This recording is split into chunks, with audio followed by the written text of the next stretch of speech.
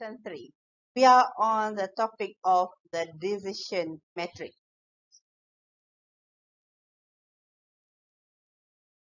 Shall we continue to the next step, which is how to make all score is comparable one to another.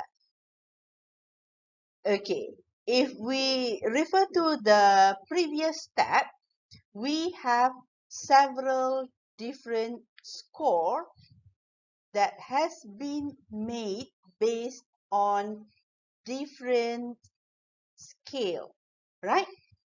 So in this step, we are going to make all score comparable. How to do that? First, we need to determine the maximum and minimum value. How are we going to do that? By identify the maximum value for the beneficial criteria. And for the non-beneficial criteria, we are looking for minimum value. Right?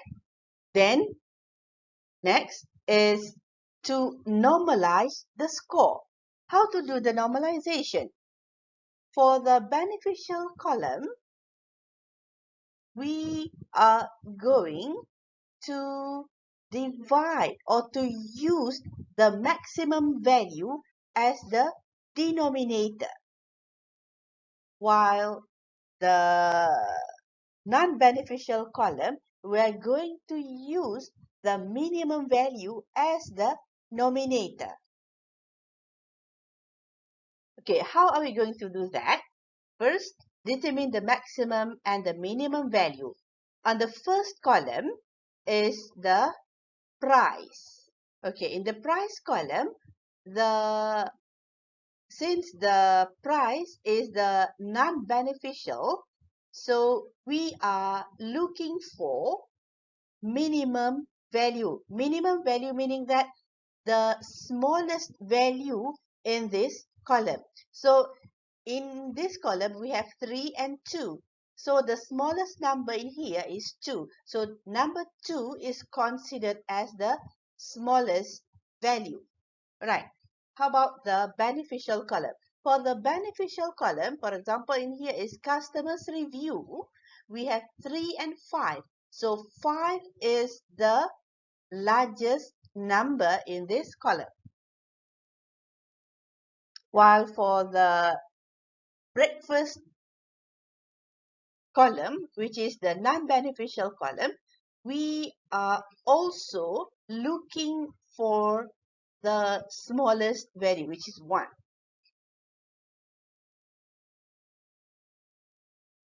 Okay, in this step, we are going to do the normalization process. How are we going to do the normalization?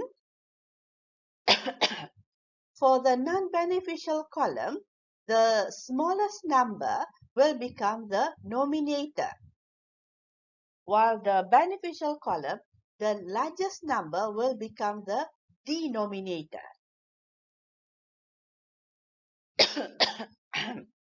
What we are going to do is, for the beneficial column, all the score will be divided by the denominator. So as we can see in here, for alternative number 1, the score is 5. We are going to divide by 5. For the second alternative, the score is 3. We are going to divide with the denominator 5 as well. Same goes to alternative number 3.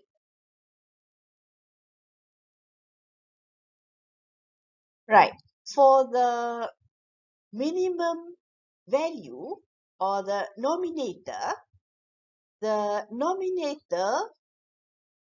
will be divided with the score. Right. For the price, in the price column, nominator 2 will be divided by 3. 3 is the existing score for the first alternative.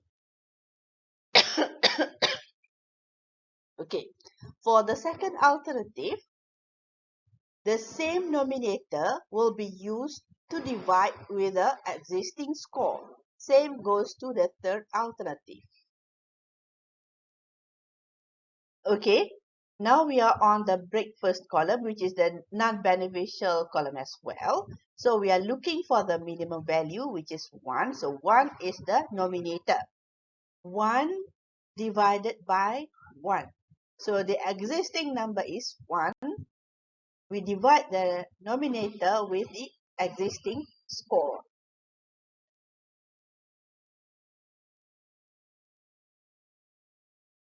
So outcome for the step number 8 is the normalized decision matrix.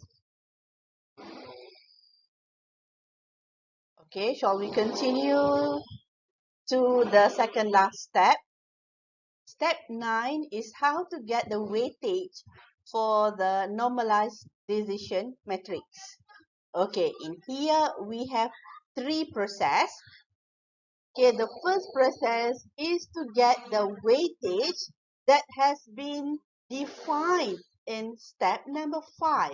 If you still remember, we do specify the percentage value for each criteria. So that's the one that we are to retrieve. Okay, then we move to the next process where we will convert the percentage that we have set for each criteria into the floating point number. After that, we will multiply the converted number to all value in the normalized decision matrix. Okay. Did you realize that 60%, 30%, 10% is taken from the weightage that has been determined for each criteria? Okay, so these are the numbers from the normalized decision matrix. Alright, so the first step is to convert the percentage, which is 60%, into the floating point number. 60% is the 0.5, while 30% is 0.3, and 10% is 0.1.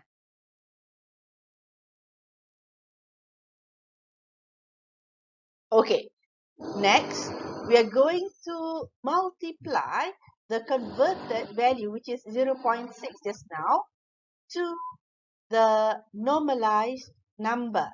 So in here, 0.667 multiplied by 0.6, which is the weightage of the criteria. So each score over here will be multiplied with the weightage of the criteria, of its criteria. If you can see here, customers review is 0.3. So each score in here, 1, 0.6, and 0.6 will be multiplied to 0.3. How about breakfast column? For the breakfast, the criteria is weight as 0.1. So each score in this column will be multiplied with 0.1. Okay, so the outcome of step 9 is the multiplied value. So in here we'll get 0.4, 0.3, 0.1 for the first alternative, while 0.6, 0.18, and 0.1 for the second alternative. Okay, now we come to the last step of the MCDM process. Step 10 is on how to get the performance score. The performance score is calculated based on the total of this number. So 0.4 plus 0.3 plus 0.1. So 0.8 is the performance score for the first alternative. 0.88 is the score for the second alternative. And 0.7 is the score for the third alternative. Okay, what is the significance of having the performance score? Right? This is the performance score that we calculate just now. Okay, the performance score will determine the ranking. The highest performance score will be the highest ranking. So as you can see in here, 0.88 is the highest score. Sorry, is the highest performance score. So this is the first in the ranking. Comes afterward is 0.8, rank 2, while 0.75 is at rank 3. Alright, we come to the concluding remarks. The ranking that we've done in the previous example, the first ranking is alternative 2, followed by alternative 1, then alternative 3. The priority alternative choose is alternative 2. This is true if we are following the weightage with price is 60%, customers review 30%, breakfast is 10%.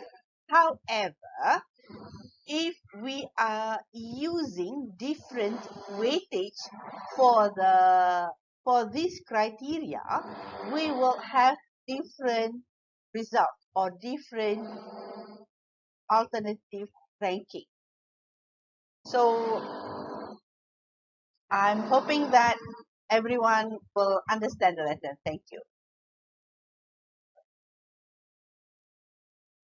Alhamdulillah, that's the end of the lesson. I am hoping that everyone enjoy this course. Thank you.